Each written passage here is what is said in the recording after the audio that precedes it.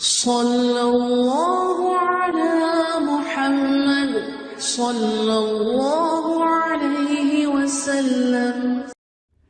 اعوذ باللہ السمیع العلیم من الشیطان الرجیم، بسم اللہ الرحمن الرحیم، والصلاة والسلام علی رسولہ الکریم۔ بخاری شریف باب العلم جاری ہے۔ آج اس میں جو باب ہم پڑھیں گے یہ ہے باب لیبلغ العلم الشاہد الغائب، قال ابن عباس عن نبی صلی اللہ علیہ وسلم۔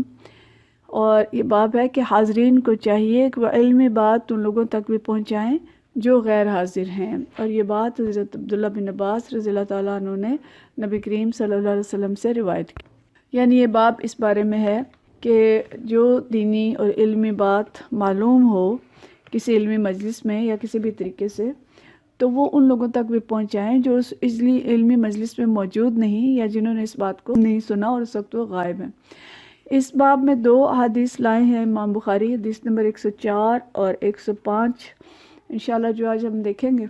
حدیث نمبر 104 یہ حضرت ابی شریح سے روایت ہے، عن ابی شریح رضی اللہ رحمۃ اللہ علیہ انہ قال لعمرو بن سعید، کہ ابی شریح نے عمر بن سعید سے کہا۔ عمر بن سعید جو ہیں یہ مکہ کے گورنر تھے اور یزید کا یہ دور تھا جس وقت خلافت یزید کی تھی، اس میں یہ مکہ کے گورنر تھے۔ وَهُوَ يَبْعَثُ الْبَعُوثَ إِلَى مکہ، اور وہ فوجوں کو مکہ معظمہ کی طرف بھیج رہا تھا۔ عمر بن سعید گورنر مکہ فوجوں کو چڑھائی کے لیے مدینہ شریف بھیج رہا تھا، اور مدینہ شریف میں حضرت عبداللہ بن زبیر رضی اللہ تعالیٰ عنہ تھے جنہوں نے یزید کے ہاتھ پر بیعت نہیں کی تھی۔ تو وہ فوج اس لیے بھیج رہا تھا کہ یا تو ان سے بیعت لی جائے یا انہیں شہید کیا جائے، اس کے ذریعے سے انہیں مغلوب کیا جائے۔ تو یہ جو ابی شریح تھے انہوں نے اس سے عمر بن سعید سے یہ کہا، اذن لی ایھا الامیر، کہ اے امیر مجھے اجازت دو، احدث کا قولاً، کہ میں تمہیں ایک بات بتاؤں۔ امیر کہہ کے اس کو مخاطب کیا تاکہ اس کا دل نرم ہو اور وہ بات سنے۔ اور بات کیا بتائی؟ کہتے ہیں قام بہ النبی صلی اللہ علیہ وسلم، کہ نبی کریم صلی اللہ علیہ وسلم کھڑے تھے اور یہ بات فرما رہے تھے، الغدا من یوم الفتح، کہ فتح مکہ کے دوسرے دن کی بات ہے، غدا کہتے ہیں اگلا دن۔ تو فتح مکہ کے دوسرے دن جس دن مکہ معظمہ فتح ہوا تھا، نبی کریم صلی اللہ علیہ وسلم کھڑے تھے اور فرما رہے تھے، سمعت اذنایا، وہ کہتے ہیں کہ جو کچھ فرما رہے تھے میں نے اپنے دونوں کانوں سے یہ بات سنی، ووعاہ قلبی، اور میرے دل نے نبی کریم صلی اللہ علیہ وسلم کی اس بات کو محفوظ کیا، وابصرت عینایا، اور میری دونوں آنکھوں نے اس وقت نبی کریم صلی اللہ علیہ وسلم کو دیکھا۔ یعنی وہ پورا زور دے کے ایک بات کو بیان کر رہے ہیں کہ میں نے اپنی آنکھوں سے دیکھا تھا، میرے دونوں کانوں نے سنا تھا، اور میرے دل نے اس بات کو محفوظ کیا تھا۔ کیا فرمایا؟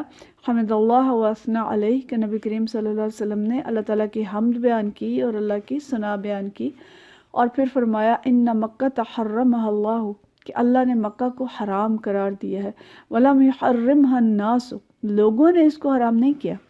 یعنی مکہ کی حرمت جو ہے وہ اللہ تعالیٰ کی طرف سے ہے۔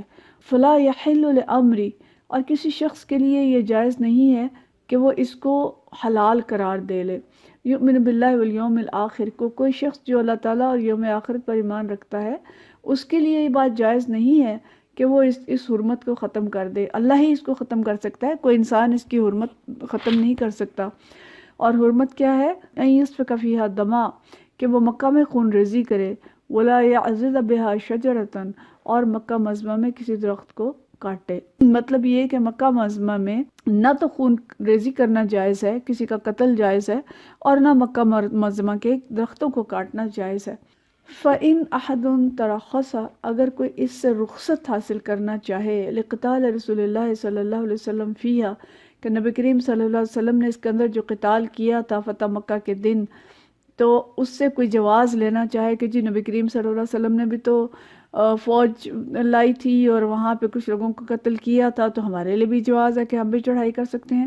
تو نبی کریم صلی اللہ علیہ وسلم نے فرمایا ان اللہ قد اذن لرسولہ، کہ اللہ تعالیٰ نے اپنے رسول صلی اللہ علیہ وسلم کو اس کی اجازت دی ہے۔ کہ یہ اجازت کس چیز کی دی تھی؟ کہ کفر و شرک سے پاک کرنے کے لیے وقتی طور پر مکہ کے اندر قتال کر سکتے ہیں، اور اس حرمت کو اللہ تعالیٰ نے تھوڑی دیر کے لیے اٹھایا تھا۔ وَلَمْ يَأْذَنَ لَكُمْ، اور اللہ نے تمہیں اجازت نہیں دی، تمہیں اللہ تعالیٰ اجازت نہیں دیتا کہ تم بھی اس میں قتال کرو۔ وَإِنَّمَا أَذْنَ لِي، اور یہ بھی فرمایا کہ اللہ تعالیٰ نے مجھے جو اجازت دی ہے فِيهَا سَاعَةً مِّنَ النَّهَارِ، کہ ایک دن کے ایک حصے میں، ایک ساتھ میں اس کی اجازت دی ہے، یعنی پورا دن بھی اجازت نہیں دی۔ فتح مکہ کے وقت بھی اللہ تعالیٰ نے نبی کریم صلی اللہ علیہ وسلم کو مکہ کے اندر جو قتال کی اجازت دی تھی وہ بھی دن کے ایک حصے میں دی تھی، اور یہ علماء نے لکھا ہے کہ صبح سورج نکلنے سے لے کر عصر تک کا جو درمیانی وقت تھا اس میں اللہ تعالیٰ نے اجازت دی تھی کہ اس میں نبی کریم صلی اللہ علیہ وسلم کسی کافر کو قتل کر سکتے ہیں۔ ثم عادت حرمتها، پھر اس کی حرمت واپس لوٹ آئی، الیوم کا حرمتها بالامس، کہ آج کا دن پھر واپس لوٹ آئی جیسے کہ کل تھی، اور پھر اس کی حرمت جو ہے وہ پھر سے قائم ہو گئی۔ وَلْيُبَلِّغِ الشَّاهِدُ الْغَائِبُ، اور آپ نے فرمایا کہ جو لوگ حاضر ہیں وہ میری بات ان لوگوں تک پہنچا دیں جو غائب ہیں، اور یہ اس باب کا عنوان ہے کہ جو لوگ موجود نہیں ہیں ان تک یہ بات پہنچا دی جائے۔ تو حضرت ابو شریح رضی اللہ تعالیٰ عنہ نے کہا کہ رسول اللہ صلی اللہ علیہ وسلم نے یہ ذمہ داری ہمارے پر ڈالی تھی کہ ہم ان لوگوں تک پہنچا دیں جو اس وقت موجود نہیں تھے، اور جو عمر بن سعید جو گورنر تھے انہوں نے یہ یاد دہانی کرائی کہ آپ اس زمانے میں نہیں تھے، آپ موجود نہیں تھے، اور آپ نے نبی کریم صلی اللہ علیہ وسلم سے یہ بات نہیں سنی، اس لیے میری ذمہ داری ہے کہ میں یہ بات آپ تک پہنچاؤں۔ اور ان کا مقصد یہ تھا کہ حضرت عبداللہ بن زبیر مکہ معظمہ میں پناہ گزین ہو چکے ہیں، اب تم وہاں فوجیں نہیں بھیج سکتے، اور ان کے خلاف اگر قتال کرو گے، لڑائی کرو گے تو اس طرح سے مکہ معظمہ میں خون ریزی ہوگی، اور مکہ معظمہ میں خون بہانا ناجائز ہے۔ تو مقصد ان کا یہ تھا کہ آپ فوج نہ بھیجیں۔ فقیل لابی شریح، پھر ابو شریح جب واپس آئے تو لوگوں نے ان سے پوچھا ما قال عمر، کہ عمر نے کیا کہا، عمر بن سعید نے کیا کہا؟ تو انہوں نے جواب دیا انا اعلم منک یا ابا شریح، کہ عمر بن سعید نے کہا کہ ابو شریح میں ان باتوں کو آپ سے زیادہ جانتا ہوں، یعنی مجھے تعلیم دینے کی ضرورت نہیں ہے، مجھے بیان کرنے کی ضرورت نہیں ہے، میں خود سمجھدار ہوں، عالم ہوں۔ یہ بڑی خطرناک بات ہے کہ ایسا سمجھنے والا شخص جو سمجھتا ہے کہ بس مجھے ہر چیز پتہ ہے، میں عالم ہوں اور بس آپ مجھے کوئی نصیحت نہیں کر سکتے، تو اس کے اوپر علم کے دروازے اور نصیحت کے دروازے بند ہو جاتے ہیں۔ ظاہر ہے جب وہ کوئی روشن دان کھلا ہی نہیں چھوڑتا کہ جس سے علم اس کے اندر داخل ہو، اور وہ سمجھتا ہے کہ بس مجھے سب کچھ پتہ ہے، تو آج کل کے جو بہت سے جہلاء ہیں جن کا یہی حال ہے، اور نصیحت کریں تو وہ کہتے ہیں جی مجھے پتہ ہے، آپ زیادہ ناسے نہ بنیں۔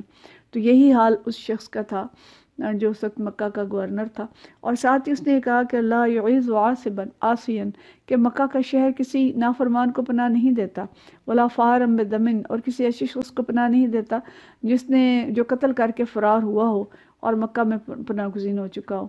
تو اس کی بات اپنی جگہ ٹھیک تھی، اس لحاظ سے کہ مکہ میں اگر کوئی قاتل پناہ گزین ہو گیا تو علماء میں امام شافعی اور دیگر علماء کی رائے یہ ہے کہ اس کو وہاں پہ قتل کیا جائے گا، کیونکہ وہ اس نے پناہ لی ہے قتل کر کے، اور اس نے گناہ کر کے وہاں پہ پناہ لینے کی کوشش کی ہے، تو اس کا قتل جائز ہے۔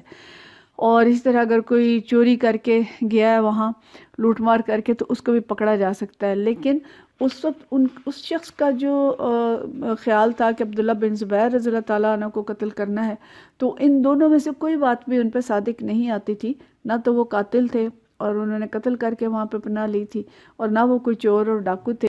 تو اللہ تعالیٰ ہم سب کا حامی و ناصر ہو، علم حاصل کرنے کی ہمیں توفیق عطا فرمائے کہ ہم صحیح اور غلط میں تمیز کر سکیں۔ تو اس کے لیے اپنے پاس علم ہونا ضروری ہے۔ تو ان جتنی بھی اس سے 3-4 باتیں نکلتی ہیں، اس سب پہ عمل کرنا ہم سب کی ذمہ داری ہے۔ وآخر دعوانا ان الحمدللہ رب العالمین۔